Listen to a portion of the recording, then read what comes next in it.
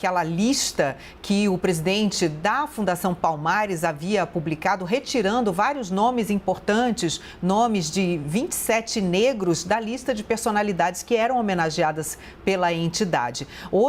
Ontem, o Senado derrubou e mandou que fossem reinseridos na lista os nomes retirados. O placar final ficou em 69 votos a favor e 3 contra. Esse texto do Senado agora vai para a Câmara dos Deputados e precisa ser aprovado para entrar em vigor. O relator do texto é o senador Fabiano Contarato e entre os nomes que fazem parte dos excluídos estão cantores, atores como Elza Soares, Milton Nascimento, Gilberto Gil, Martinho da Vila, também a escritora que a gente vê, a Conceição Evaristo, a ex-ministra Marina Silva, o senador Paulo Paim também foi retirado dessa lista e para justificar a derrubada, o relator disse que a conduta de Sérgio Camargo, que é o presidente da Fundação Palmares, tem causado constantes objeções e questionamentos. Por isso, agora eu vou chamar aqui para falar comigo a Renata Agostini. Foi um placar muito expressivo, Renata. Só 3 senadores votaram contra.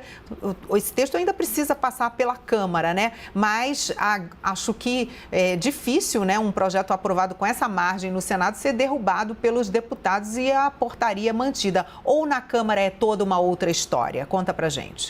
Perfeito, Carla. Não, você foi na linha exata. A gente tem 2 questões aí. A primeira, esse placar expressivo, que você já pontuou, só 3 senadores que votaram contra, entre eles o senador Flávio Bolsonaro, filho do presidente, que é do Republicanos. Agora, até o líder do governo no Senado votou a favor do projeto, portanto, né, a favor de que a portaria fosse derrubada. A orientação do governo foi a favor do projeto. Todos os partidos encaminharam, aliás, o sim, né, a favor, orientando suas bancadas, os seus senadores a aprovarem, a apoiarem esse projeto. Então, uma sinalização muito clara pela derrubada da portaria. Isso, claro, já manda uma mensagem e dificulta que você tivesse um encaminhamento distinto na Câmara dos Deputados. Aliás, ali você tem uma pluralidade maior, né, de vozes, é um grupo maior de parlamentares, 513, você tem uma oposição muito combativa. Tudo isso cria um ambiente muito desfavorável para que você tivesse uma reversão. Você precisaria de uma dedicação do governo para mobilizar a sua base, para manter a sua portaria.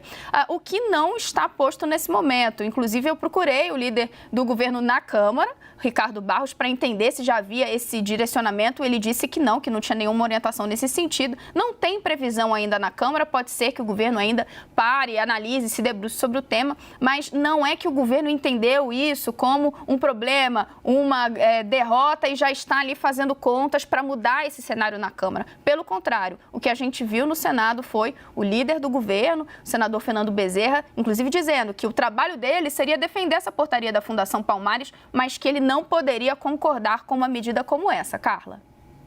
E que coisa mais, assim, estranha da gente até entender, né? Pela primeira vez nos últimos 5 anos, a Fundação Palmares zerou os investimentos em ações que ela é até obrigada, né, pelo seu estatuto a fazer, que seria de fomento à cultura negra em 2020. Dados levantados pela CNN mostram que a instituição também reduziu os repasses para a proteção de quilombolas. Por isso eu vou trazer até essa discussão aqui, para essa nossa discussão, o Leandro Rezende, porque ele levantou todas essas informações, Leandro, e nesse momento a gente vê que há um esvaziamento aí, como você disse, de investimentos e um esvaziamento até também da defesa a essa instituição por parte do governo, como a Renata acabou de contar pra gente.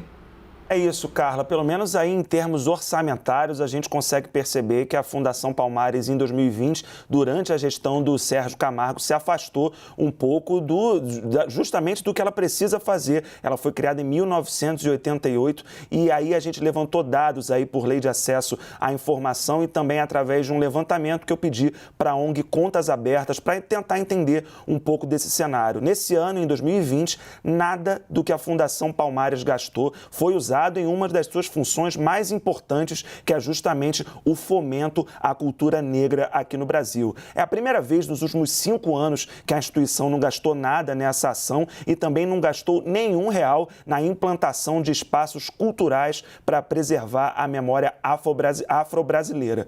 Esse é um corte que vem desde 2016 no governo federal. De lá para cá, o governo reduziu 84% dos gastos com fomento à cultura negra aqui no Brasil. E aí, Carla, é importante a gente lembrar que a lei que criou a Fundação Palmares, de 1988, ano do centenário da abolição da escravidão aqui no Brasil, determina que a função da instituição é promover a preservação dos valores culturais, sociais e econômicos da influência negra na formação da sociedade brasileira.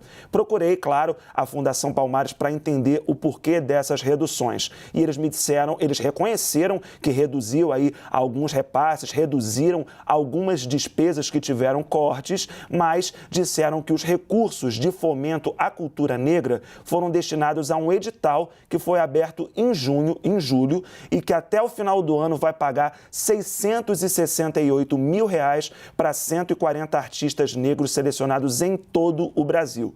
Entre outras justificativas, a Fundação Palmares também me informou que a redução de gastos com a proteção dos quilombolas, por exemplo, tem relação com a pandemia de coronavírus e também com cortes no orçamento de diversas áreas do governo federal nesse ano difícil, que é 2020, Carla.